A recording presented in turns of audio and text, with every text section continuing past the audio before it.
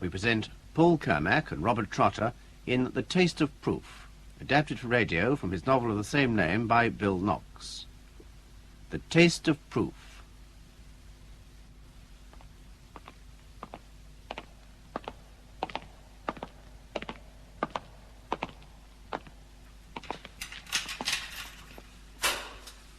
Here he is, Chief Inspector Thane. Frank Humbie. Thanks, officer. I'll be outside when you want me, sir. Thank you.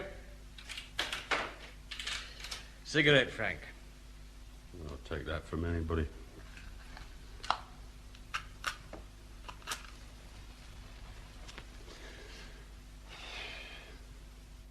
Well, what is it now? Glasgow cops started making social calls on untried prisoners? Not yet, no. How are you getting on? Boland is all right if you know the ropes. And you do, eh? I was beginning to think you'd learned some sense. It's 4 years since the last time. Now, steady, I haven't admitted doing anything. This time, that's a formality. And with a record like yours, robbing your employers was just damn stupid. You're pretty sure of yourself. Look, even if you are the CID boss at Millside Division... Stop fooling about. You know the charge.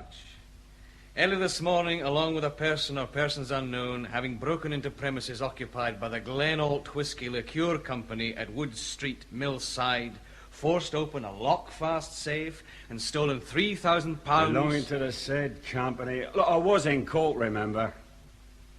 So what? The evidence. A beat cop saw a car with 2 men aboard leaving Wood Street at 1 a.m. Now, cars are scarce around Wood Street at that time, so he noted the number. Then went looking for trouble. Clever of him. The Glen Alt office had been raided.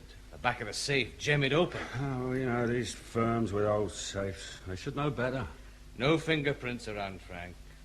Everything wiped, except one thing. The cap of a whiskey bottle we found in the wastebasket. A whiskey bottle that had been in the manager's cupboard. The bottle cap had one fingerprint. Yours. I don't mind listening, Chief Inspector. Then we found the car, a stolen car, abandoned. Again, wiped clean of prints. But the Glenalt cash box was in it, forced open and empty. There was a penknife halfway down the back of the seat. A penknife with a broken blade. A break that matched the mark on the cash box lock. Not my knife. No. The initials DD were on the handle. DD? You have been busy. DD, Douglas DL. A young clerk in the main office, who wasn't home at all last night and didn't show up for work this morning. Is that a fact? Oh, Humbie, let's save time. It was meant to look like an outside job, but it wasn't. Now, you drive a van for the Glenalt Company. A truck. There is a difference. Yesterday evening, you were almost 2 hours late on your last delivery run. So late that the night watchman was the only one around to let you into the warehouse parking lot beside the office. The truck's feed pump seized. It took time to fix. That feed pump hasn't been touched in weeks. Humbie, you had somebody hidden aboard that van. Somebody who had a key to the door that leads into the office block. Later, well, he opened that window and helped you in from the street. Did you think that all up by yourself, Chief Inspector? I've got a wife who'll swear I was at home before 11 o'clock last night. And I didn't go out again till your mob grabbed me at breakfast time. Your wife's loyal that way. But I've got you, Humbie. Now I want young DL. And the 3,000 that was stolen. Well, it's not at my place. We looked. Maybe DL has it. You better find him, eh? Well, it's your hard luck if we don't, Frank. A first-time amateur. And he skips off with £3,000 while you get a possible 5 years. I'll take my chance. Nothing to say, Chief Inspector. Nothing at all.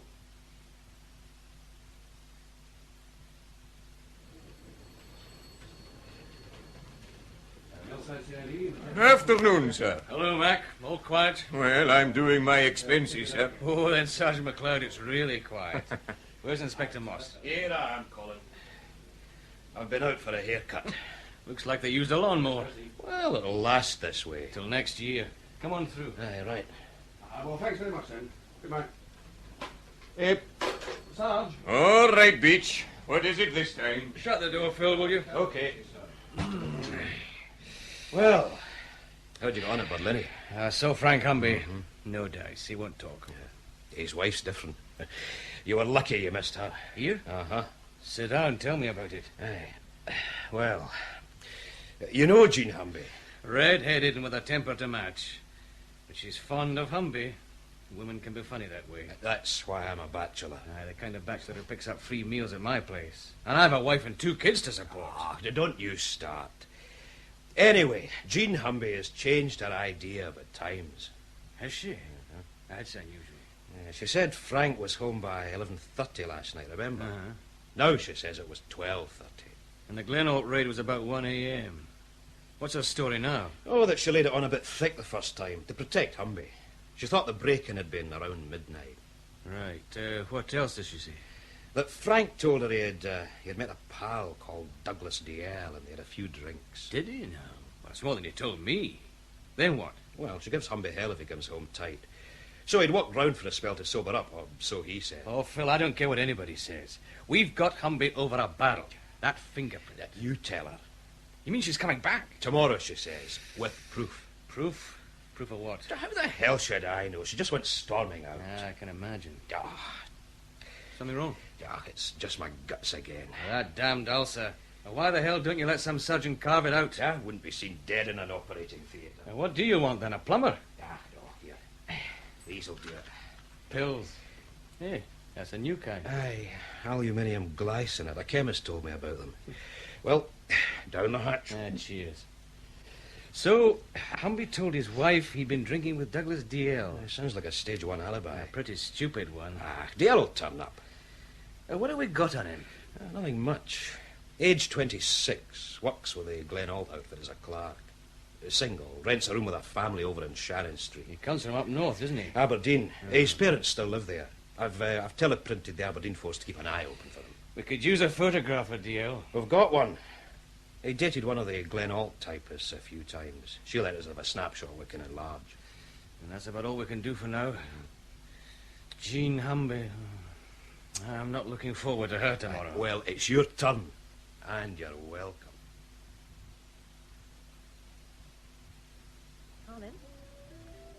Colin.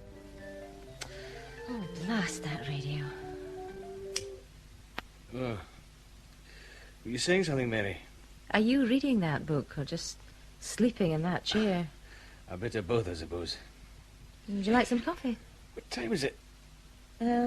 Past 11. If you want to sleep, you've a bed. All right. Coffee, then bed. I'm ready for both. Oh, damn. I'll get it. No, don't bother. It'll be for me. Another quiet night at home, shot to hell. Thane? Colin, Phil Moss. Oh, Phil, what's it this time? Jean Humbie's dead. Dead? It's murder. I'm at her house now. It's that block of multi-storey flats in Gradient Terrace. I'll be right over, Phil. Damn. I suppose I can forget the coffee. Coffee? Oh, I'll be lucky if I see breakfast. I've got a feeling about this one, Mary.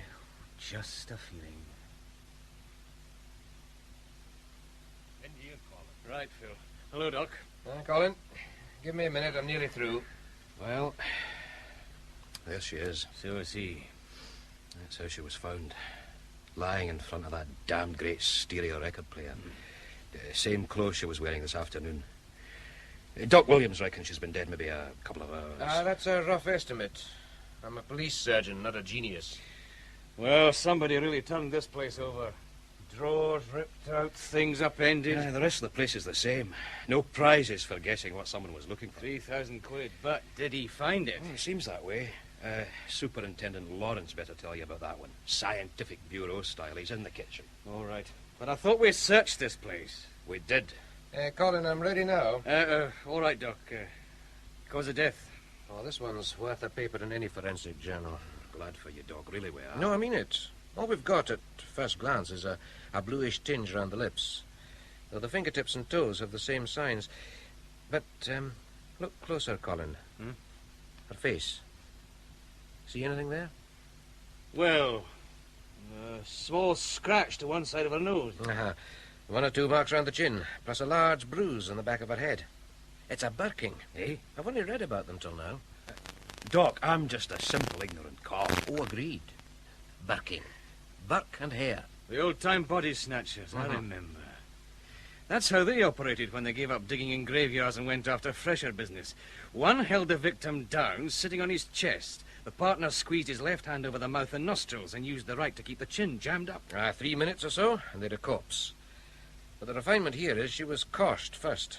If she was unconscious, that would make it a one-man job. Thanks, Doc. Who found her, Phil? An uncle named Joe O'Brien. He's waiting in the next flat. We've already checked the neighbours. They don't know anything. Do they ever? Anywhere? Right. Phil, she told you she'd come back with proof. I know. I've been thinking about that, believe me. It'll keep ears down, Laurence. Hello, Colin. Didn't hear you arrive. Oh, I'm just catching up.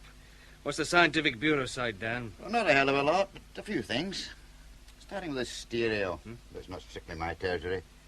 But see the way the back's been unscrewed? Yes? Take a look. That wee space to the right of the amplifier. All right. Over here, you said? Mm-hmm. Oh, yes. One blue canvas money bag empty. And that book of bank withdrawal slips. Stamped Glen Alt Limited. Phil, who was supposed to search this place? Sergeant MacLeod. Well, I'll talk to him later. You want to see the rest of it? Please. Now come through to the kitchen. Colin, I'll pack in now, but I'll be in touch about the autopsy report. Thanks, Doc. See you. In here. Don't worry about fingerprints. This character wore gloves. A tray. 2 cups and saucers, sugar and milk. And electric kettle ready to be switched on. Her uncle says she knew he was coming. So she'd opened the door, eh? And maybe found Douglas DL, eh? Who's he? Oh, someone we're looking for, Dan. And if you find him, what then? Well, right now, I'd let Frank Humbie have him for half an hour. But if there was any kind of scuffle here, In a multi-story block, TVs and radios going. You could have a private ward to yourself and no one would know. I suppose so. Get her body moved, Phil. Then we'll see this Uncle Joe who found her. She was a good girl, Mr. Thane. A rare wee girl. Could I have a taste more of that whisky? I mean, Jean wouldn't grudge me it if she was here. Phil? Here you are, Joe. Water? God, no. Oh, that's better. Good. You say you got here about 10:30, but the door was locked. Aye, so when nobody answered the door, well, you see, there's this wee bit of celluloid I carry for emergencies, like. Did you learn to open a lock that way? In jail, mister. I used to be pretty good at the housebreaking, but you get too old for that caper. I've led the upright life for years now. So you went in and found her dead? Aye. Did you touch anything? Do you mean steal? Look, what do you take me for, eh? Only asked. What did you do? I telephoned the police, of course. Then I waited a hell of a time till they got here. 3 minutes. Control had a patrol car practically around the corner. O'Brien, why did you come here tonight? Well, Jean wanted me to help prove Frank was innocent, that you had the wrong man for that robbery job. How? Well, I manage this wee billiard hall now, and, well, I've some good pals there. That I'll believe. Is he always like this? He's got an ulcer. I should be in hospital then, no harassing mourning relatives. Is there any more of that whiskey? No. Look, how were you going to help Jean? Well, she had her own ideas. Something to do with this lad DL that was supposed to be on the raid with Frank. DL? What about him? Well, that was what I was coming to find out. You see, she came to the billiard hall, and then this evening she phoned and asked me to come round here. She said she'd remembered something Frank had told her about DL. And if it meant what she thought, she had you cops with the short hairs. If what meant what she thought? That's what I was coming here to find out. Yeah, but I can tell you one thing. Frank was drinking with this lad DL the evening before the robbery. Where? A pub called the Wyvern. About 6 o'clock that night. I put the word out I was interested, and that's what came back. 6 o'clock? That's when Humbie was still supposed to be repairing his truck. Well, I don't know about that, mister. But where you've got him, he couldn't have killed Jean, could he? No, he couldn't. Phil, Uh-huh. take over here. Aye, right. I've a job to do.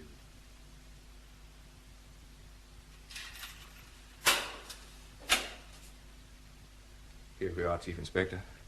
Well, you want me? No. Right. We'll, keep an eye on him afterwards. Frank. Frank, wake up. Yeah, what the hell? Oh, no. Look, can't I even get some kip in peace? Sit up, Frank. Well, what is it this time? It's about your wife, Frank. Jean? What about her? She ill or something? I'm sorry, Frank. She's dead. Dead? Jean? Dead? Murdered, Frank.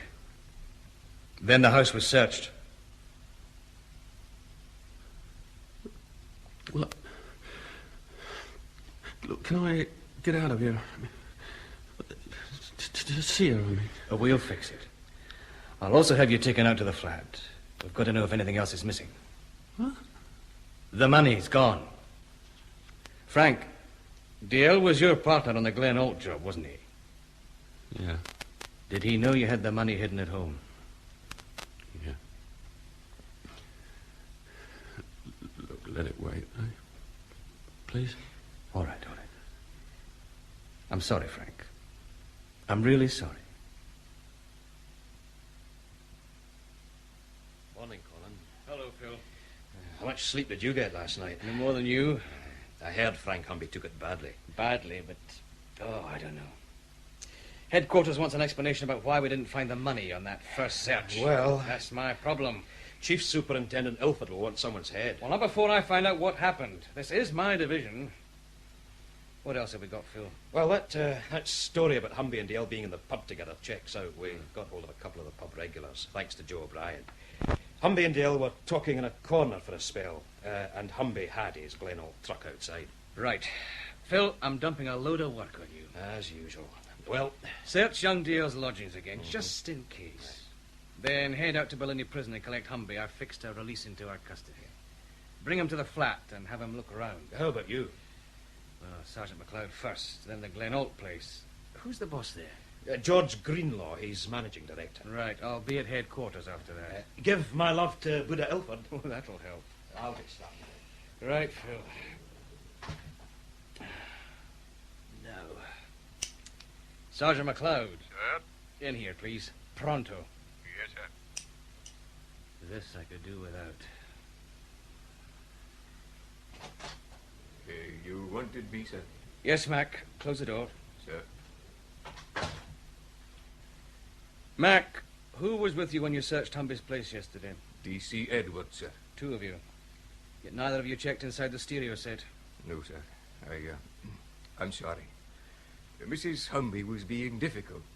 Things were, well, awkward. You were in charge, Sergeant. Chief Superintendent Ilford is going to want to know what went wrong. I know, sir.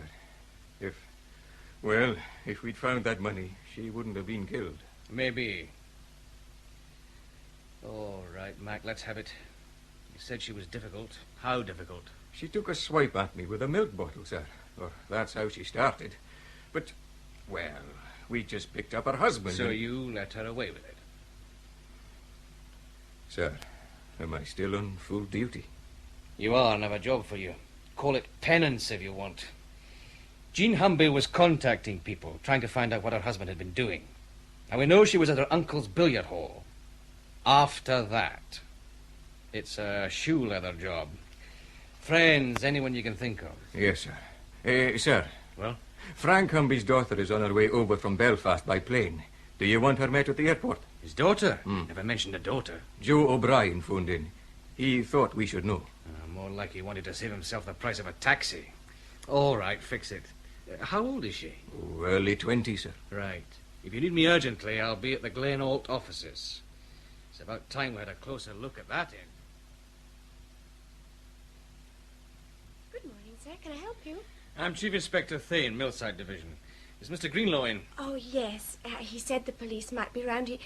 We read about Mrs. Humbie in the papers. Just a moment. Thanks. Yes, Barbara? Chief Inspector Thane to see you, Mr. Greenlaw. Right. Bring him through, will you? Yes, Mr. Greenlaw. If you'll come this way, Chief Inspector. Fine. Chief Inspector, do you mind if I ask a question? Go on. It's about Douglas. Douglas Dear? Yes. Have you found him yet? No. Are you the girl who gave us the photograph? That's right. I'm Barbara McPhail. We're friends. Close friends? I like him. he's just not the type, Chief Inspector. For what? Mrs. Humbie's dead. People here are, well, putting two and two together. But you don't believe it. I know him, Chief Inspector. Well, this is Mr. Greenlaw's office. Ah, Chief Inspector. Thanks, Barbara, that's all. Yes, sir. It's good of you to see me, Mr. Greenlaw. Murder apart, I can think of 3,000 good reasons, Chief Inspector. Sit down. Thanks. We have met before, about a year ago, just for a moment or two. You gave a talk on office security to the local business club. I remember the talk. Well, how can I help? Can you identify these? Oh, well, yes, that's one of our bank bags. Empty now. And these withdrawal slips are ours. Where'd you get them? At Frank Humbie's flat. I see. Did young DL kill Mrs. Humbie? Well, let's say he's on the list of starters. What can you tell me about DL? He's been here about 4 months. An invoice clerk on the export side. Sometimes he helped out the cashier, Mr. Rodell. Do you do much export business? Do we? Chief Inspector. Ever tried Glenalt whisky liqueur? A couple of times. It's pricey. Not by American standards. We can't ship enough of it. Of course, we're one of the small names in the whisky liqueur trade, but we're growing all right. You're not distillers? No. Look, we're compounders. We buy in straight, ordinary whisky in bulk. Then we add our own syrups, things like citronella and aniseed, mint, juniper. There's a long list. Each compounder has his own recipe. Which he keeps secret. You guard it everywhere you know. But your liqueur whisky recipe wasn't in the safe. You've got the term wrong, Chief Inspector. Liqueur whisky is a trade name for very old, mature whisky. Nothing added. It could be 20 years old. You don't want it too much older. I once tasted a bottle of 100-year-old. It was like paint thinner. Whisky liqueur, that's our business. Yeah, I'll remember that. Let's get back to DL.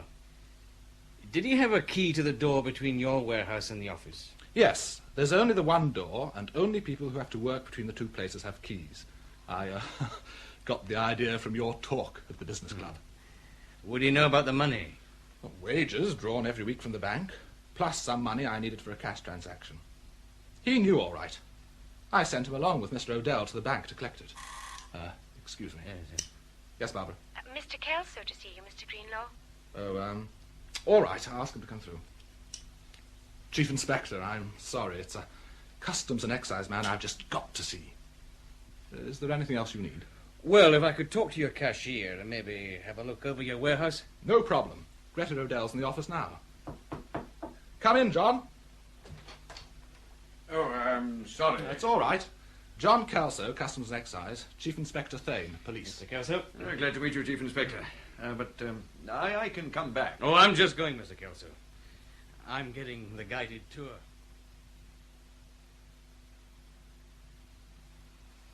That's the compounding vats, right, Miss Rodell? Right.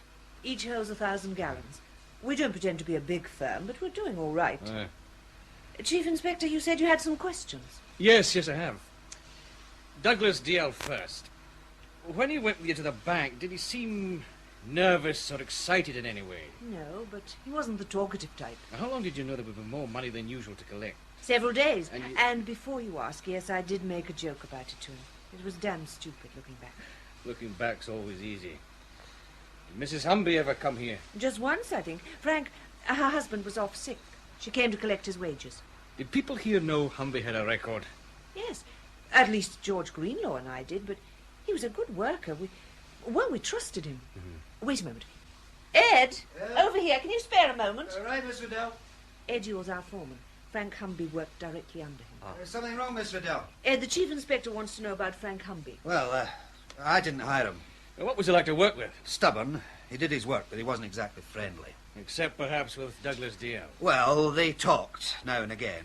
I'm kept too damn busy to watch all that goes on. What about Humbie's last delivery run? Did he complete that? Oh, first thing I checked when I heard he'd been arrested. He did. 100 cases of bottles consigned to Hamburg, delivered to Leith Docks. Anything else? Not for now. I'm due at Frank Humbie's flat.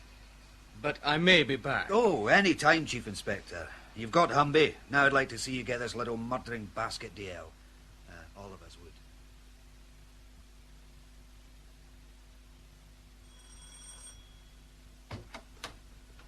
Oh, it's just you calling. I thought it might be someone important. Like the milkman. Is Humbie still here? DC Beech is going around the flat with him. Well, anything fresh with you? Nothing spectacular, Phil. I looked in at headquarters on my way here. And? Oh, I was lucky. Buddha Ilford had been called to see the chief constable. That'll be another time. Unfortunately. But the PM results through. No surprises. Jean Humbie was coshed, then manually suffocated. Approximate time of death, 10:15 p.m. Well, now, that's interesting. Oh, why? Wait till I close the ruddy door. Right. While I was bringing Humbie here from prison, Beech took another prowl around the neighbours. He dug up something that ties in. Go on. A girl. 17 in the world's shortest miniskirt. Oh, that's Beech, all right. No, I'm serious. This girl and her boyfriend were up on the roof of this block last night. There's a sort of balcony bit, private, for a necking session. There's always somewhere. And? Well, they were in a dark corner and busy at it. Look. Then they realised they weren't alone. Another couple had come up. Phil... She says a woman with dark hair, a white raincoat and a good figure. The man was, well, she can't remember. But she'd never seen them before. She says they weren't local and they left the balcony just before 10. She doesn't think they noticed there was anyone else on the balcony. Just before 10? Well, it's possible. If they found Jean Humbie was out and wanted to wait for her without being seen... Aye, that's what I thought. Okay, Humbie. Oh, here's Humbie.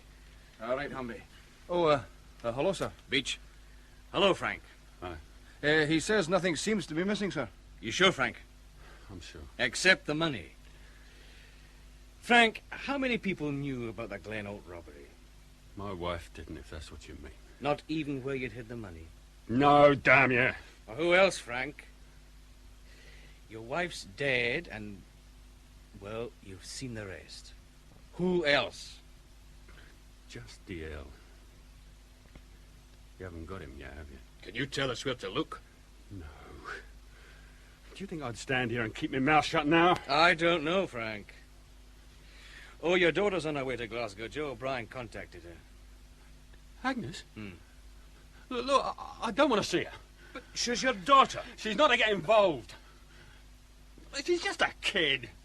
If you want to do me any kind of favour, keep her out of this. We'll try, if that's what you want. It is. All right, Beech. Take him back to Berlin. And get a receipt. One prisoner returned. If we don't stick to the routine, then headquarters start moaning. All right, sir. Okay, come on, Humbie.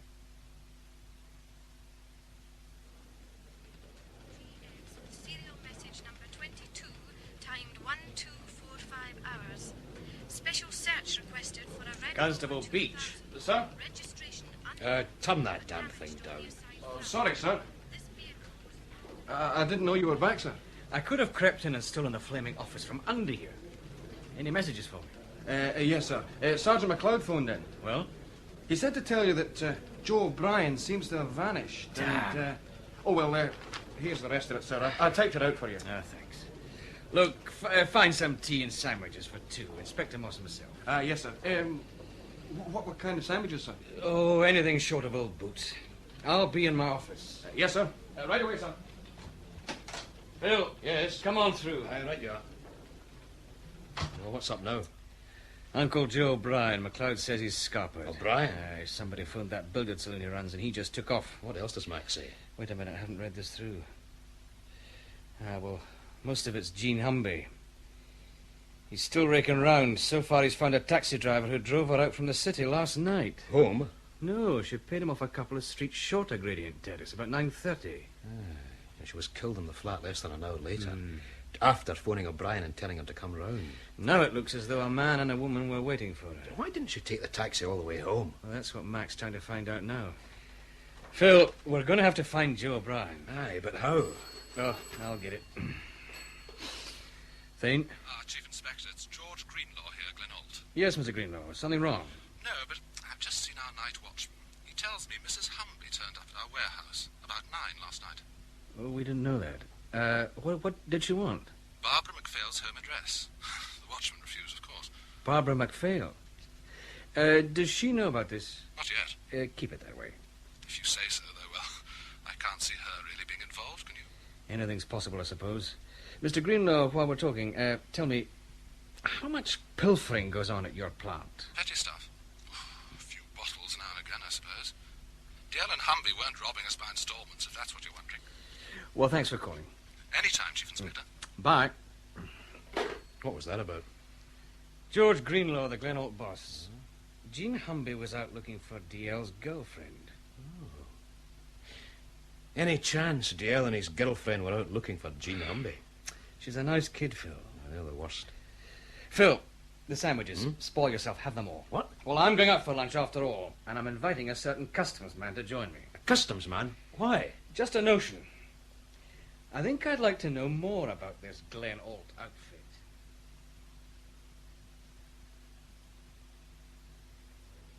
A nice place you picked, Chief Inspector. I've never eaten here before. Well, believe me, I only use it when I want a favor from someone. Yeah, salt. Thanks.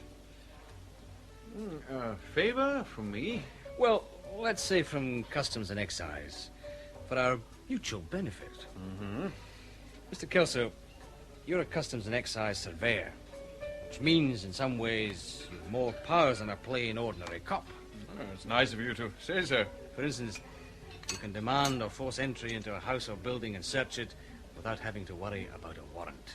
In the course of duty, yes, but without adequate reason, no. Well, I wouldn't ask you without giving you adequate reason. I see. Pass the butter, will you? Oh, yeah, here.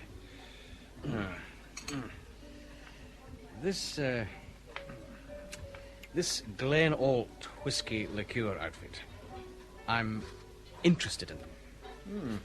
Well, I'll tell you what whiskey means to Customs and Excise. Over £300 million a year in collected duty. Buy a bottle in Britain and at least 3/4 of what you pay is tax. I know, it's a crime. It's one of the biggest single sources of internal revenue in this country. So, you take distilleries. There's a customs man at every one, living on the premises. He holds all the keys, and he has to know what happens to every drop of whiskey produced. You're thorough. So, what about Glenholt? Safe breaking? Murder? Not my territory, sorry. Glenholt's an old firm. It had to be sold for death duties a couple of years back. And that's when Greenlaw's company took over. Before that, Greenlaw managed a distillery. He's done quite well. How close an eye do you keep on the firm? Well, not particularly close. The rules say duty has to be paid before whiskey is used in compounding. Duty's what we're interested in. Then the secret recipe takes over. Secret? No, that's publicity stuff. Any laboratory can crack a recipe. We know what's in Glenholt whiskey liqueur. So do their competitors, and vice versa. This duty business, I thought export sales were duty-free. They are, but we refund only after we've seen the shipments leave. And we carry out warehouse inspections all the time to make sure everything's in order. And is everything in order? At Glenholt? I'd stake my pension on it against this excellent meal, Chief Inspector. Afternoon, sir. Afternoon, Sergeant. Chief Superintendent Ilford's expecting me. He mentioned it, sir. He felt you must have been delayed. Thanks for the warning. He's free now. Thanks. Come. Thane. Enjoy your lunch? Yes, sir. It seems to have been a lengthy one. Well, close the door and sit down. Sir?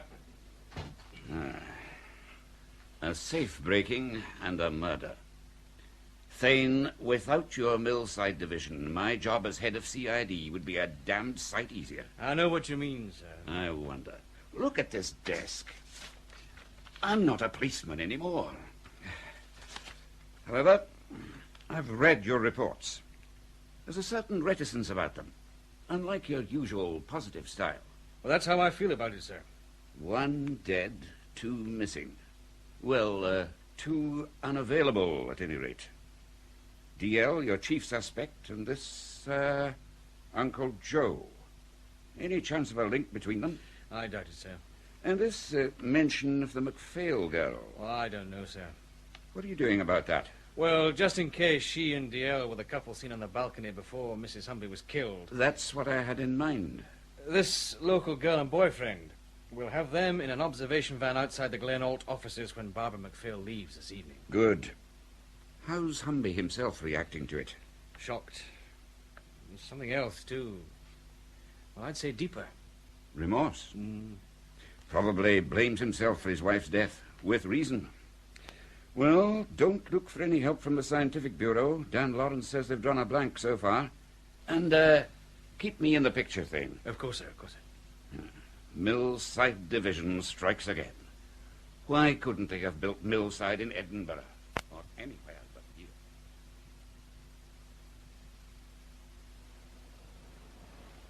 Well, here you are again. The Glenall offices. Want me to come with you, Colin? No, just give me that again. Register of Scottish companies.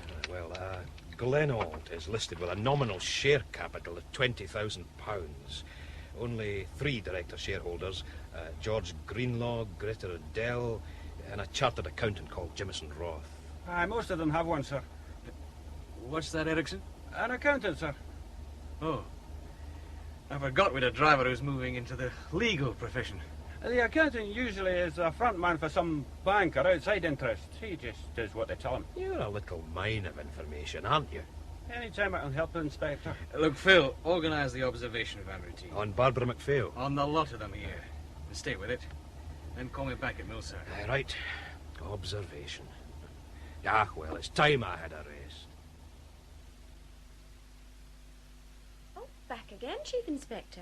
Oh, Mr. Greenlaw's out, I'm afraid. That's all right, Barbara. I wanted a word with you. Oh? What about? Did you ever meet Mrs. Humbie? Oh, yes. Oh, just once, though. She came to the office to collect Frank Humbie's wages. He was off sick. How well did you know Frank Humbie? Oh, he was just one of the drivers. I spoke to him now and again. I see. Barbara, do you mind telling me your movements after work for the last couple of nights? Oh, Barbara, I'd ask him why first. Hello, Miss Rodell. I thought I heard someone out here. Barbara? Yes, Miss Rodell? There are some questions you don't answer without a lawyer in your handbag. Thanks, but I don't mind. Well? Well, I share a flat with a girlfriend, and we were there together all Wednesday evening. That's our wash and iron night. And last night? I was out. Alone. I was looking for Douglas. Douglas dear? Where? Oh, places we'd been, just in case he'd show up. But he didn't. What time did you get home? After 11. I can't be sure. But my flatmate was in when I got back. Well, thanks, Barbara. We'll want to check, but that's all for now. Better go while you've got the chance, girl. There are some invoices waiting to be filed on my desk. I'll do that. Goodbye, Chief Inspector. Goodbye, Barbara. You practically scared her to death. But not you. I've been around a little longer than she has. And now you're a company director, Miss Rodell. So, you've been checking on me, too? On everyone, but the office cat. It's routine. Famous last words. Anything else you want while you're here? I'd like to see your foreman again. Ed Yule? Oh, sorry. He's out on a delivery run. He won't be back till late. Well, there's no hurry. How long has he been with you? Since we started. He worked with George when George managed a distillery. He joined us when we set up. And you, Miss Rodell? Simple. George is an old friend. We got together and decided to buy this business, then floated the extra money we needed from a finance house. Anything else? No, nothing. A pity. I'd have liked to hear something about you for a change, Chief Inspector. You interest me. You really do.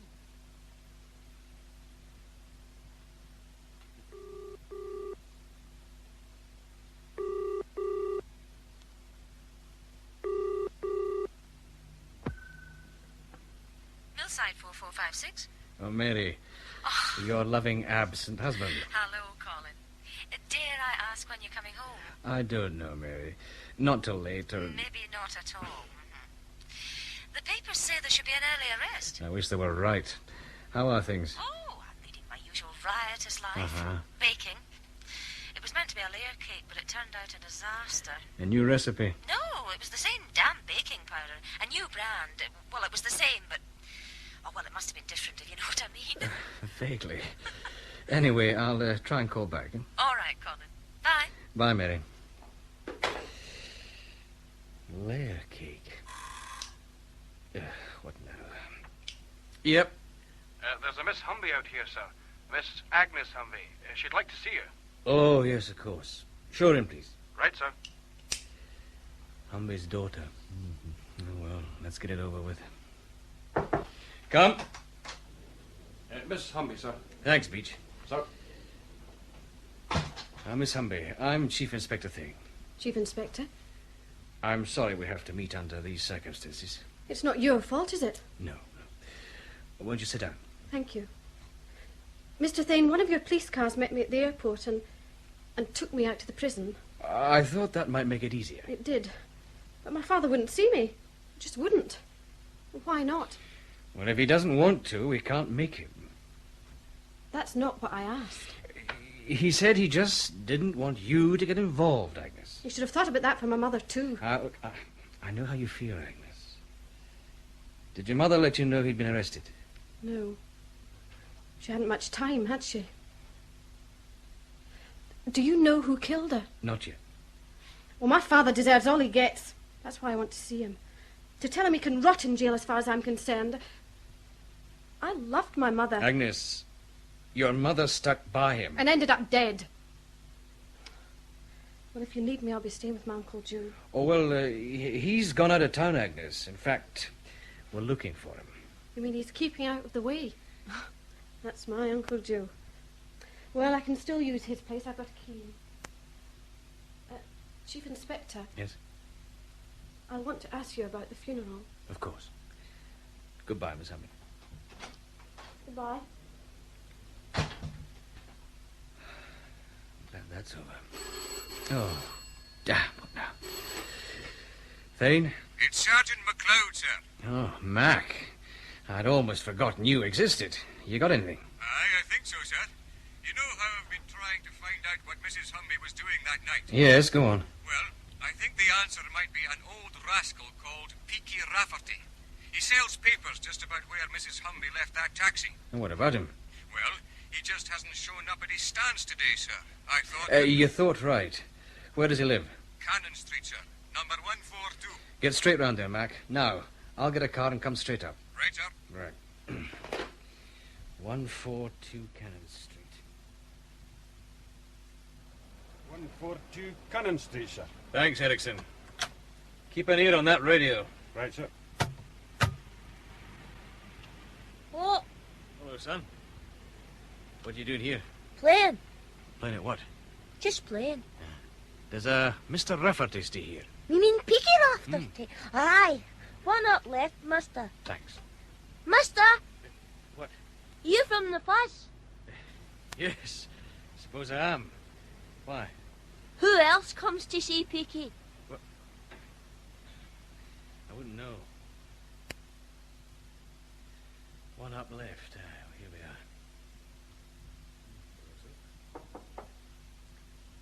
are. Anyone in? Sergeant MacLeod?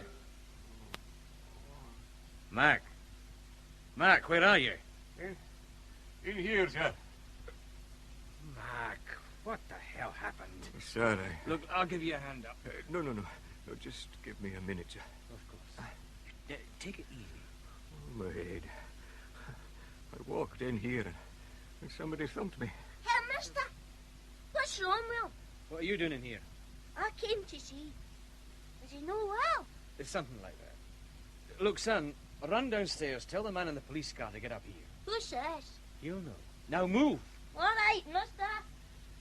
Now, Mac, tell it again. You got here. What about the door? Well, it was closed, but it wasn't locked.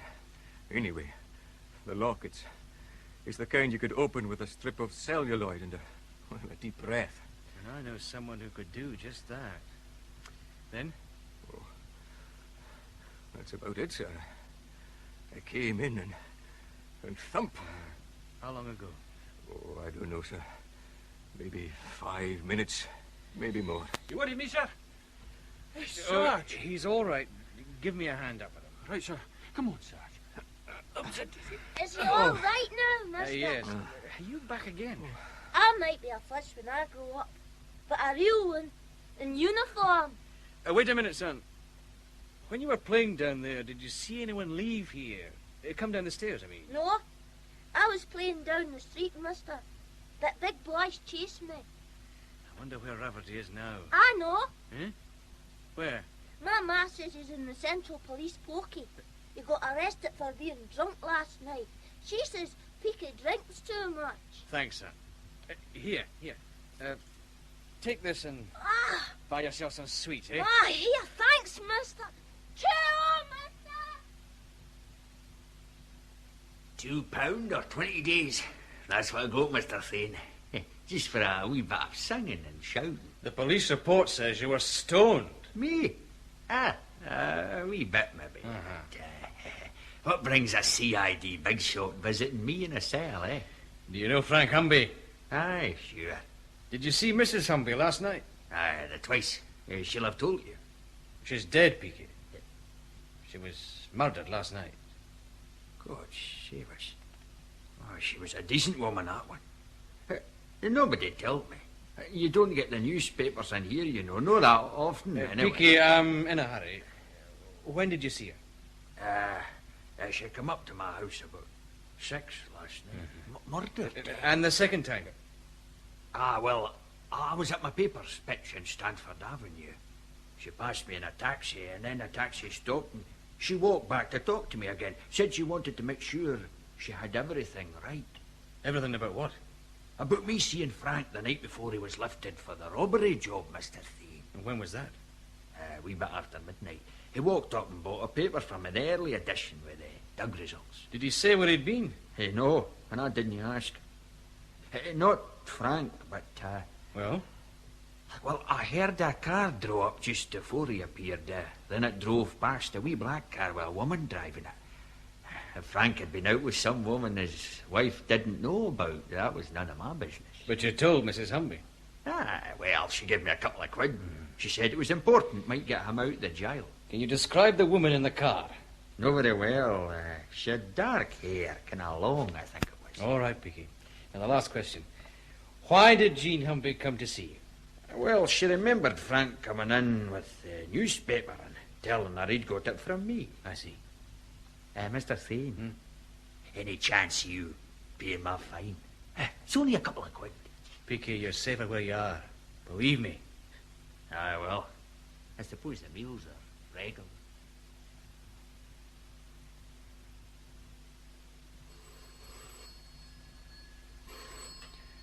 Millside CID, Chief Inspector Thane's office. No, this is Inspector Moss. Look, call back, will you? We're busy right now. Anything? Oh, nothing that matters, Colin. Headquarters wanting some statistics. Statistics. Are we cops or computers? Well, they can wait for them. All right, Dan. What's so important you came out here? The Scientific Bureau tramps again. A wee bit late, maybe, but... Better late than never, we know. Yeah, you're also to stay quiet, Joe. Now, listen, both of you. Remember how the back was off that stereo at Humbie's flat? Well, we found the empty bank bag. Right. Well, look at these. These are the screws that were removed from it. Fair enough. Right. So? That's a rented stereo.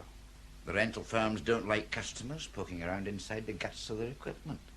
So a good few of them always put a wee dab of red paint on each screw head at the back, like a seal. If the paint's disturbed, they know someone's been at it. I don't follow you, Dad. You will. These screws have only one set of markings. Even under an ordinary jeweller's glass, there's no mistake. It was a small bladed screwdriver badly worn on one shoulder. Find me that screwdriver, it's as good as a fingerprint. I see. Do you? Can you tell me how the devil the money got inside the set in the first place, when the back was only taken off once? Once? Once. Well, Colin, you don't look too surprised. I don't think I am, Dan. It ties in. Another fake. A fake? Humbie framed himself for robbery, and we fell for it. He framed himself? To cover up something bigger. And the only thing that went wrong was that Jean Humbie got in the way after he was arrested. Well, I've done my wee bit. Time I got back. Thanks, Dan. Thanks a lot. Any time. Miracles performed twice daily. Aye, that'll be right. Colin, what the hell's going on? Well, I'm beginning to get an idea. It's just a beginning, Phil. Well, I can tell you this much. These two youngsters I had in the observation van didn't identify anyone. And Barbara McPhail walked straight past us. But there's been a dark-haired woman turning up all through this, Phil. Greta Rodell's a blonde. Whoever she is, that woman remembered seeing Peaky Rafferty. If he hadn't got drunk and been arrested... We could have another body in our hands, eh? Yeah, well, we nearly did. Mac took a real clout. Yes. Yes, sir. Agnes Humbie's back. She's got Joe O'Brien with her, sir. O'Brien? Send them right in. Right, sir. Uncle Joe. First he vanishes, then he pops back up. What the hell has he been? Come in. In here, please, Miss Humbie. You too, O'Brien. Thanks, Beech. That's up. Well, now, this is a surprise. For me too, Chief Inspector. I brought him, Mr. Thane. He's got something to tell you, haven't you, Uncle Joe? Now look, lass, I Uncle don't... Joe. Sit down, both of you. Phil? Sure. Cheers. Here you are. Thanks. O'Brien, do you know there are police looking for you over half the country? I never thought He never that it'd does. be... But he turned up about half an hour ago, and when I found out where he's been... I should have kept my mouth shut. That would have made you an even bigger fool. My mother was your sister, wasn't she? Yes, but... Where were you, O'Brien? And I want it straight. Well, Aberfoyle. It's out in the country. About 30 miles from here. We know where it is. Tourist land. But what were you doing there? He was at a bank, making sure my loving father's money was safe. O'Brien? Look, I've done nothing wrong, Mr. Thane. Just tell it. What kind of racket is Frank Humbie involved in? I don't know. I just know about the money he's been making, and that's just because he wanted to be sure there was always someone on the outside who could look after Jean and wee Agnes here. I wouldn't touch his money. My mother's dead. Easy, Miss Humbie. How much money is there, Joe? About 7,000 quid. It's in a bank at Aberfoyle. Frank opened an account there about a year back. He said he was a salesman and gave my address. He made it so I was authorised to draw cash at any time. How much did you get paid? I did it for free, Mr. Thane. Well, I mean, nearly for free. And why the disappearing act? Well, I phoned the bank to make sure there'd be no snags about drawing the money, I mean. And I didn't tell them Frank was inside, of course. The manager phoned back to say it was okay, but I'd need to sign a couple more forms and get a checkbook. And that's why I nipped up there. Agnes, I'm glad you got him here. Oh, I'm almost past caring. But where did my father get £7,000? Good question. Well, Uncle Joe? No all at once, but it came steady, I know that. Why Aberfoyle? Well, he said it was handy. He was out there a lot, and it was well clear of the city. When he went to Aberfoyle, what did he do, apart from put money in the bank? I don't know. Well, except, well, once when he had a bucket in him, he told me about a place there, a sort of big swamp. Oh, nasty by the sound of it. Flanders Moss, I think he called it. He said every time he had to go there, it gave him the shivers. Flanders Moss? All right, Agnes. Yes? Take him home and keep him there. Wait a minute. There'll be a cop outside to make sure you don't leave, O'Brien. All right. Come on, Uncle Joe. I don't know all the fuss is about. I wish I did too, Colin. Know what it's all about, I mean, but... I'm beginning to get a good idea, and I don't like it. We've a fake robbery. A man in jail waiting trial for that robbery who has a cast-iron alibi but won't use it. His wife finds out... And tells someone, so she gets killed. But Humbie... There's only one reason I can think of strong enough to keep him quiet. Murder. Another murder. Douglas DL. Well, that's how I see it, Phil. Humbie daren't talk because that robbery charge is his alibi for something else. And this Flanders Moss place... named after you. Phil, get the car out front of me. Right. I'll phone the county police. We'll need some kind of a guide. Then I've 2 other calls to make to headquarters and to customs and excise. We're going to need help on this. Help all round.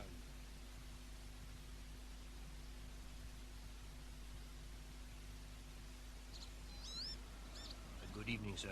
Sergeant Davis, County Police. Sergeant? And this is Alistair McSorn. Aye. Mr. McSorn. You wanted someone who knows this bogland. Well, there's none better.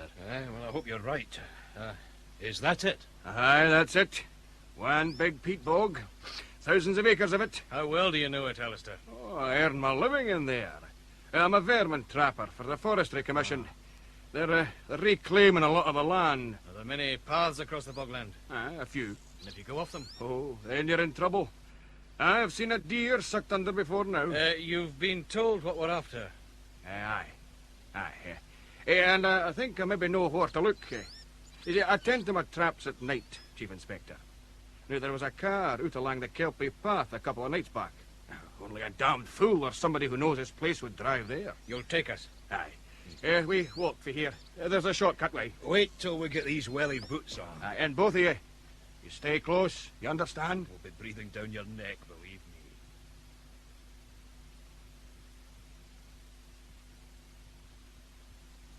Is it Much further, Alistair. No. Careful now. Oh, Damn! Here, I've got you. Here. I warned you. Thanks.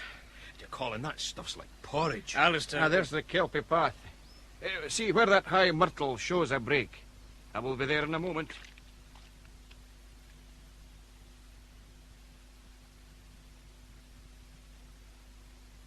Chief Inspector. Yes? Look. Tire marks. Here on the soft shoulder.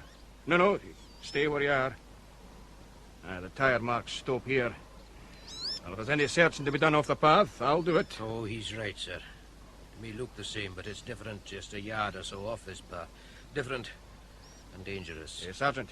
Aye, Alistair. Let's have these probing rods you're carrying. Here we are. Well, this could take a wee while, I'll warn you.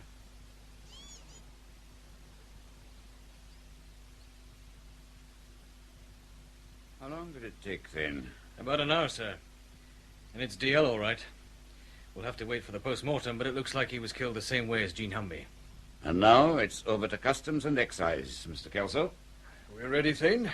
Chief Superintendent Ilford didn't waste time getting things organized. That's what our scientific bureau is for, Mr. Kelso. Superintendent Laurence has all you asked for waiting. This way. Now, is everybody here now? Yes, you can go ahead, Dan. Mr. Kelso, you'd better do the explaining. In a moment. Just let me check. Yes, that's fine. Well? Keep it simple, will you, Mr. Kelso? I'll try. Gentlemen, what we have here is a gas chromatography unit. Briefly, it gives an infinitely fine, detailed analysis of any substance we can convert to liquid form.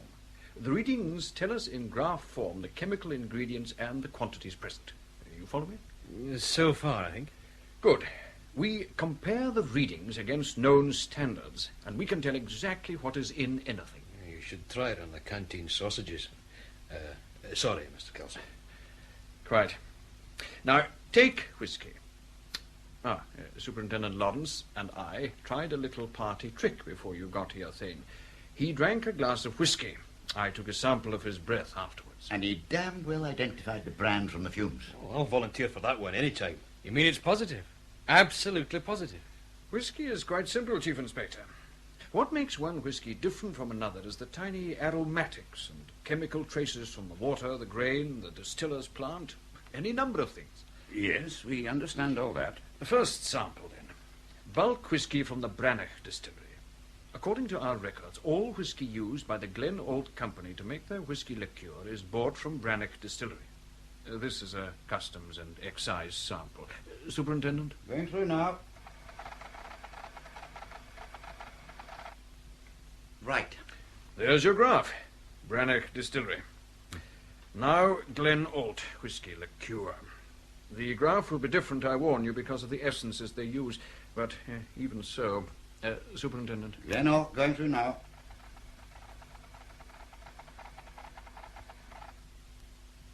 And there's your second graph. Now, side by side. Thane, and you, Inspector Moss, look at them closely. They're different, all right. Two sets of wiggly lines. Sorry, that's all I see. Ah, yes, but notice this high peak in the Brannock sample. Uh-huh. It should be in the Glen Old sample, but it isn't. Maybe it just got lost. No. Another whisky was used. One Customs don't know about, and legally that is impossible. Then your hunch was right, Thane. Stolen whisky. Well, that's how I see it, sir. What gave you the idea? Well, my wife baked a cake, sir. She used the wrong baking powder. It was the same, but different. Then, well, someone said pretty much the same thing about the bogland. I won't claim to follow you, but stolen whisky. Now we're getting somewhere. But from the Customs viewpoint, it's impossible. We take every precaution. We check their export shipments.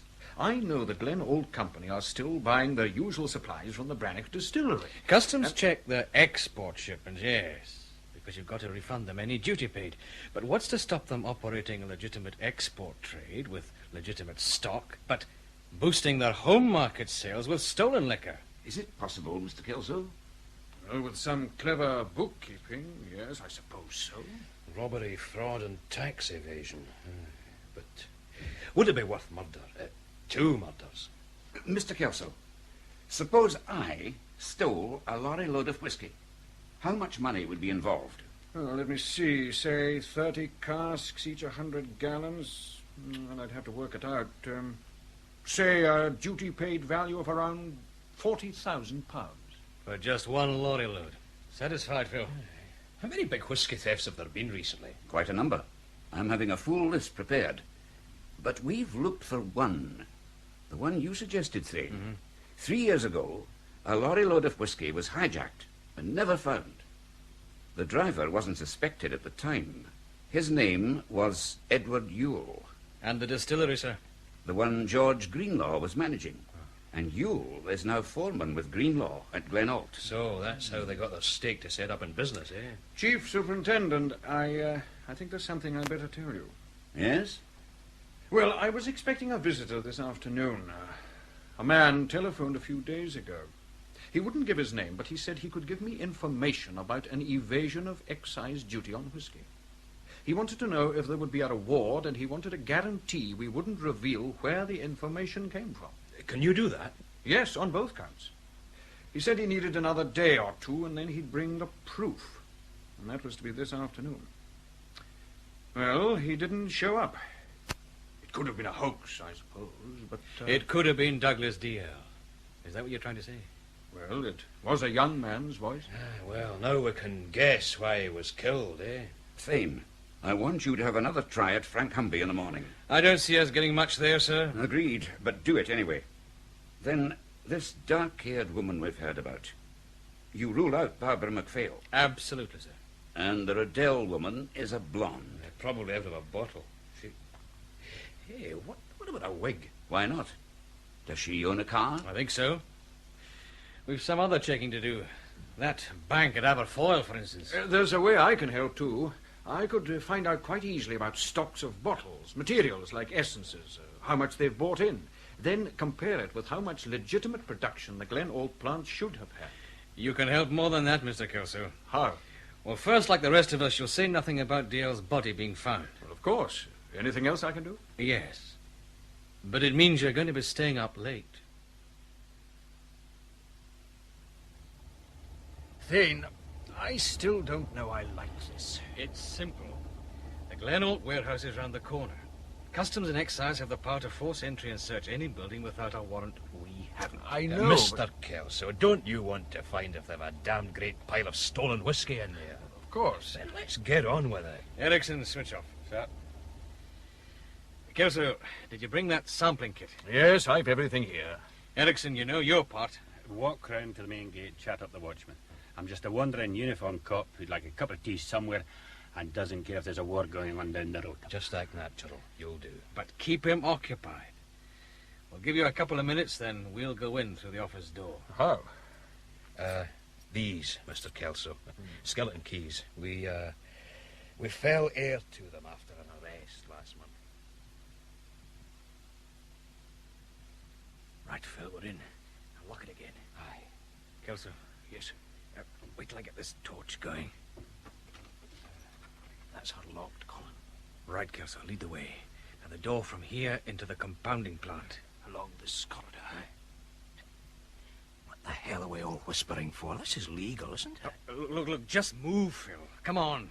And keep those keys handy. Here we are. It's locked. Here we go again. Open sesame. And there are your casks, Kelso. Let me check them. Yes. Yes, these are the Brannock distillery casks. Legitimate enough. Depends what's in them, doesn't it? Oh, you mean they could have refilled them? Well, it would make sense. Well, I'm not suggesting the whole staff here are on the crook. Well, I'll draw samples. Then can you check those vats for me? I want to know how much liqueur is ready for bottling. Yes, but I don't... Phil and I want to take a look around. All right. Just remember to come back, will you? What are we looking for? Another store, Phil. Now, it should be somewhere near. Yeah, there's a A sort of grill here, low down on the wall. Ah, it's just the size of an air vent. But from where? That's the outside wall. Unless... Let's try it. There's another door along here. All right, but go quietly. Erickson better be keeping that watchman busy.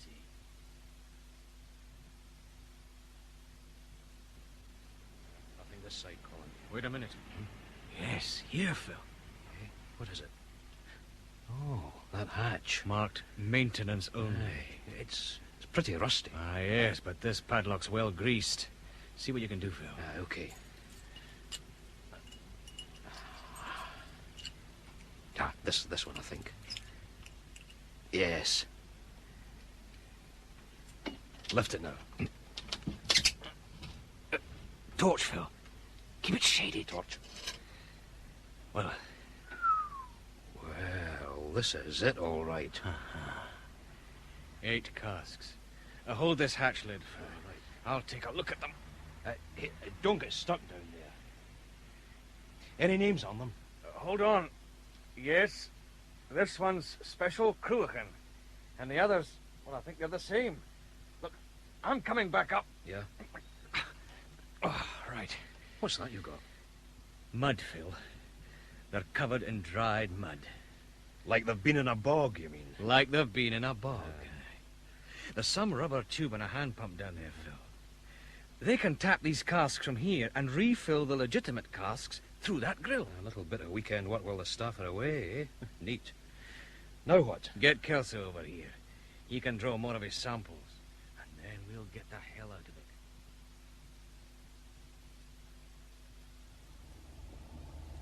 it. It's fantastic. Once I've checked out these samples. There's something more important right now. You checked those vats, or whatever they're called, Yes. and you saw the casks. Now, this is Friday night. Have they enough whiskey in stock for normal production on Monday? Well, not really. Both vats are practically empty, and most of the casks are the same. They'll need a delivery from... From somewhere. Legitimate or on the crook. Or both, eh? Does the Glenalt plant operate on Saturdays?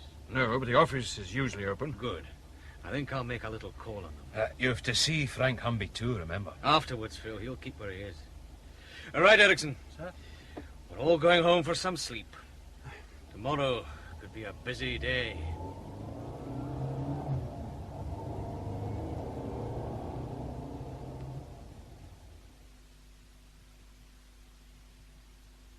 Good morning, Glenalt Distilleries. Yes. Hold on a moment, please, will you? Hello, Chief Inspector. I won't be a moment. No rush, Barbara. Hello, Paula. Yes, just a moment and I'll connect you. There. Sorry about that. Busy? Oh, not on a Saturday. The office staff are only in for a couple of hours. Chief Inspector, have you any news of Douglas yet? No, we haven't, Barbara, not yet. Oh. Are you on your own, Barbara? Yes, everybody else is having their coffee break just now. Except, well, I think Mr. Greenlaw may be back in a couple of minutes. Barbara, we need your help. Oh? There's a chance you could help us prove young DL innocent. Will you do it? Oh, whatever you want, yes. For a start, how well do you get on with Greenlaw and Greta Rodell? All right, I suppose. And how have they been these last few days? Well, it's difficult. They both seemed edgy, I suppose is the word. Barbara, you're going to have to trust me on this, and I've got to trust you. Yes? That office switchboard. For the rest of this morning, I want you to make a note of any calls made by Greenlaw, Greta Rodell, or Ed Yule. But, Chief Inspector... Don't take any risks, but if you can listen into their calls, do it. When you stop work, come straight to me. You mean you think they're involved? But then why did Douglas run away? There are some things I can't answer yet, Barbara.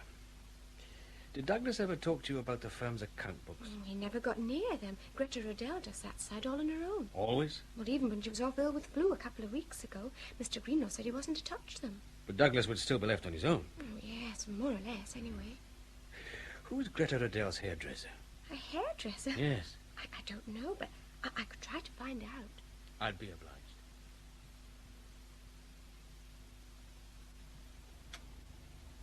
Hello, Phil.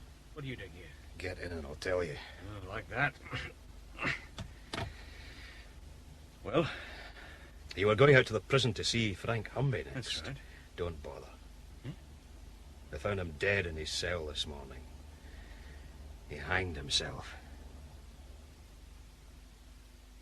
Yes, hanged himself, Thane. Well, there's no doubt why. No, I suppose there isn't, sir. But that's not the only reason I came over to Millside Division. The whole situation is in a, well, delicate stage. I want to be sure of what's happening. Here's the post-mortem report on Douglas Dale, Cop. Exactly the same as for the Humbie woman. Yes, here's the summary. Death due to asphyxia, small surface bruising, minute underskin hemorrhage around the mouth and nostrils. And a blow in the back of the head first. Another burking. I just hope we can trust this McPhail girl. She still doesn't know. That was my decision, sir. I'm glad it wasn't mine. Now, the bank at Aberfoyle. Aye, the county police took care of that, sir. Joe O'Brien's right. Humbie's account with them has a cash balance of £7,000, plus a parcel Humbie handed in late on Thursday afternoon. Well? Another 3,000 in banknotes, sir. The money from the Glen Oak safe? We'll assume it was his fee for his part in taking care of DL. Paid in advance. What sort of watch are you keeping on these people, Thane? They're all under surveillance, sir. But if Kelso's calculations are right, they'll need to bring in fresh whisky stocks this weekend. And that's when we clinch it, eh? Excuse me, sir. Yep. Mr. Kelso from Customs and Excise, sir. All right, Mac. Ask him to come in. Sir? Talk of the devil. Laurence. Sir? The deal's a war with the excise man. Kelso would want to check his tax returns first. Morning, Mr. Kelso. Come in. Morning. Good morning, Chief Superintendent. Morning, Mr. Kelso. Thanks for your help last night. Well, less said about that. But it worked out. Yes, that's not why I came, Thane. I contacted the trade outlets I mentioned, bottle suppliers and essence suppliers. I thought you'd be interested in the results. We are. Balance them against the duty-paid whisky stocks they're supposed to hold, and it looks as though Glen Oak has been producing at least one extra bottle of liqueur for every 3 we've known about. And that's being suitably conservative, of course. Of course. In cash terms? Well, calculating the whisky at its duty-paid value and subtracting the probable cost of essence and manufacturing... Quite. How much profit? £220,000 a year. Well, what happens now? We wait, Mr. Kelso, till I hear from someone who's helping us. And this time, I think I'd better be here on my own. Well, I did what you wanted, Mr. Thane, though I felt a bit like Mata Hari, spying. What did you find out? Well, about half an hour after you left, Mr. Greenlaw had a private meeting in his office with Miss Rodell. Then he made a telephone call. Here's the number. It was one of those truck rental firms. He talked to them about a lorry that has to be ready for this evening. Good. This matters, Barbara. It matters a lot. He made another call after that to Ed Yule. The warehouse people don't work on Saturdays. Can you remember exactly what he said? Oh, that's easy enough. He just said, Ed, we'll go ahead with the run as usual. He wanted to be at some place he called the Drove Track before dark. The Drove Track. Just a minute, Barbara. Sir? Mac, tell Inspector Moss it's on for tonight. Some place called the Drove Track at dusk. He'll know what to do. Right, sir. Oh, and I found out about Greta Rodell's hairdresser, Mr. Thane. His name is Bellini. It's a shop in the High Street. One of the other girls knew. You've done well, Barbara. But what's it all about? I mean, how does all this help Douglas? Barbara, I think you've earned the right to be told. Told what? The truth, Barbara. The truth? Chief Inspector, something wrong. We know where Douglas is, Barbara. We found him last night. Found him? He's dead, Barbara. Dead? Murdered. Like Jean Humbie. Oh, no. Barbara, I said you could help him. I meant it. But this was the only way. You couldn't have done what you did this morning if you'd known the truth. Do you think Mr. Greenlaw and the others... Yes. Barbara, the best way people can help Douglas now is to put his killers where they belong, in a dock before a jury. I think I'd better go home, Mr. Thane. I liked him a lot. Of course. There's a car waiting for you. A policewoman will go back with you just in case you need her. For anything, Barbara. Anything at all. You organize everything, don't you, Mr. Thane?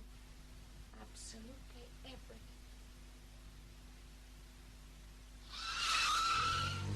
Don't be in your usual flaming hurry, Erickson. We've time to spare. Right, sir. You had it rough from the sound of it. She had it rough, you mean? It was a hell of a way to prepare for. It goes with a job. Come on, check this time. Aye, right. The county police are waiting for us. I know this drove track place. It's right in the heart of that damned bogland. We know Greenlaw and Yule have collected that rental truck. Early. Oh, killing time, Phil. They won't want to be out there before dusk. Which leaves Greta Rodell. MacLeod and Beech will collect her on schedule. And her car. They know what to do. Collecting a woman.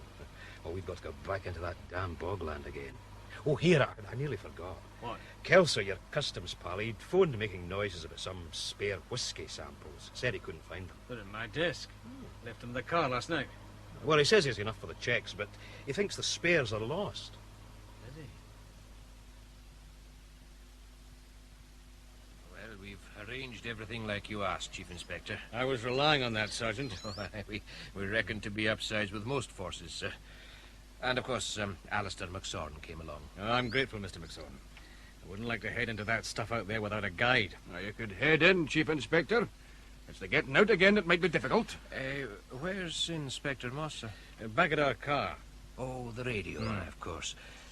Where's that map of yours, Alistair? Oh, here, I'll spread it out in this boulder. Good. Yep.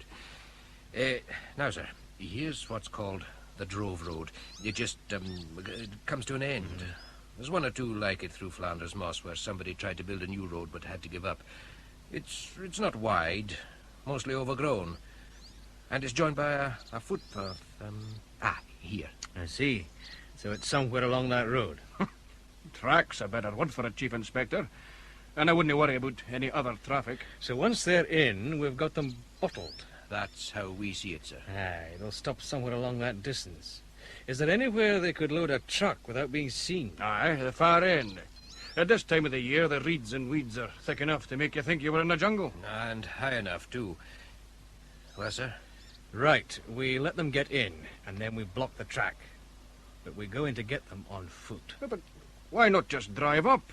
I mean, they can't get away, except into the peat, and only a damned fool would try that. On a desperate one. I don't want to risk a manhunt.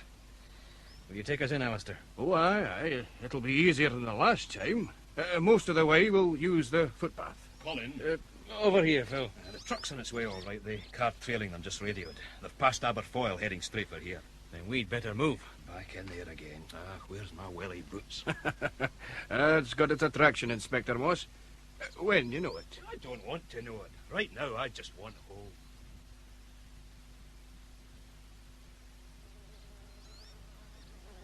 Damn. Midges are eating me alive. City blood's a sort of treat for them, sir. County comics we can do without, Sergeant. Hey, your proper pal has stopped. Aye, but he's waving us to come on. There's the Drove Road, Chief Inspector. Now stay quiet and listen. Aye, we're near them. Whatever they're doing. Right, we'll get closer. Now as silent as you can. All of you. Drown quietly. There. Just ahead. Aye, there's the truck. Tailboard down. Planks like a bridge up to it. Greenlaw on that winch. Hey, where's his pal, you? The pulley chain goes into the scrub. Look, we'll get closer. Sergeant, you and McSorn ease round to the left. Aye, sir. Come on, Alistair. All right, Sergeant.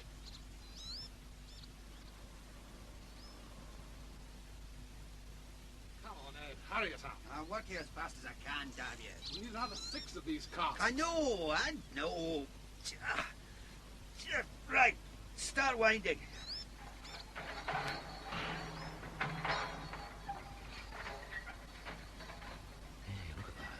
That's how they load, Phil. The casks are hidden in the scrub and they winch them out and up. Neat.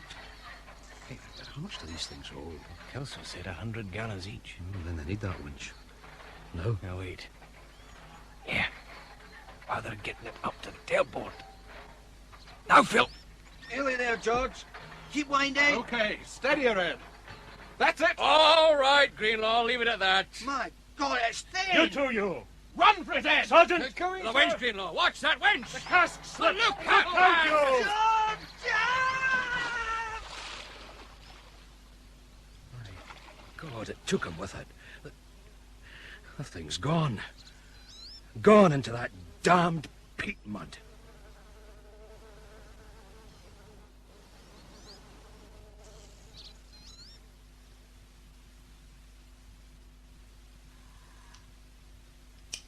Sergeant MacLeod. Sarge, they're here. Right. You're going to have company, Miss Rodell. Better than yours, I hope. Don't get too close to those claws of hers, Beech. Oh, no, Sarge.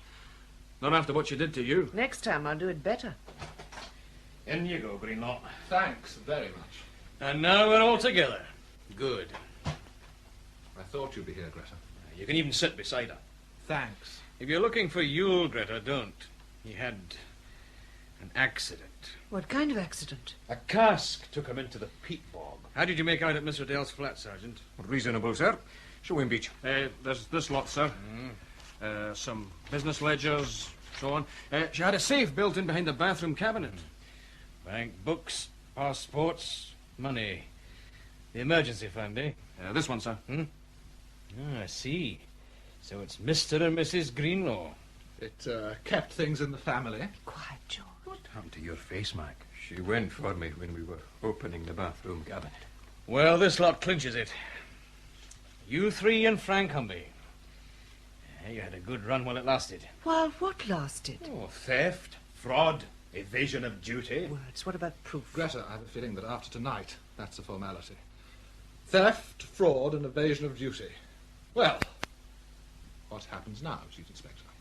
Last night we got young DL's body out of Flanders Moss. Last night? But was it suicide? You know better. He was murdered. The same way as Jean Humbie. No, wait a minute. With that kind of nonsense, we've a right to ask for a lawyer. Oh, you'll get one soon. Phil. Yes? Just wait till I scribble this. Right. Phone Doc Williams and see if he says yes, will you? I'm on my way. Trying to worry us, Chief Inspector. Just checking. There were 4 of you in this at the start. Now, well, there's only 2. 2? Frank Humbie hanged himself this morning. He couldn't take any more. You know why. Do we? Chief Inspector, you'd better remember a husband and wife can't be forced to give evidence against one another. I suppose, well, maybe Humbie killed DL. Then suppose it happened that Ed Yule killed Humbie's wife. Just don't try to involve us in murder. Remember, it was Humbie and DL who broke into our office. We proved that was a phony a long time back. Greta. George, they're bumbling around, nothing more. Then how would you explain Frank Humbie getting home half an hour before your safe raiders were seen making their getaway? So, he went off early. We've checked several things. Yule lived in a boarding house. On the night of the robbery, he came in around 1:30 a.m. But on the night Jean Humbie died, he was back by 10 p.m. So he couldn't have killed her. Greta and I have our own alibi. We were together. Convenient for you. Go on, Colin. Doc Williams says yes. Thanks, Phil. You got that knife we found in Greenlaw's pocket? Uh-huh. Here it is. An ordinary penknife. One blade, a screwdriver. It's mine, so what? Well, one side of the screwdriver tip is worn. Now, I'm going to tell you what I think happened. Don't mind if I yawn. Young DL was going to contact Customs and Excise. He stumbled across what you were doing. Foolishly, he confided in Frank Humbie. Humbie told you to. So you planned for DL to be killed, with Humbie being paid to take a robbery rap, which would cover things up. Nonsense. Just nonsense. Be quiet. Somebody was hidden in the back of Humbie's delivery van when he got back late to the warehouse. But DL was already dead by then. Now, you gave Humbie the robbery alibi. And while that was supposed to be going on, he was dumping DL's body out in Flanders Moss. Only your timing went wrong. I'm not answering any of this crazy story. All right. Let's talk about Jean Humbie. She wanted to prove the police were wrong. And we were. She came to you for help, didn't she? You heard my wife. We're not answering. We want a lawyer. But Jean had it wrong. She thought Barbara McPhail had been with her husband. But when Jean Humbie got home, 2 people were waiting to kill her. One, a woman with dark hair. I'm blonde, Chief Inspector. And your hairdresser says you bought a dark wig a couple of months back for a party. Then this penknife, Greenlaw.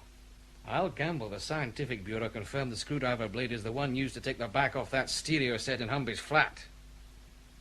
Now put your hands on the table. On the table, palms down.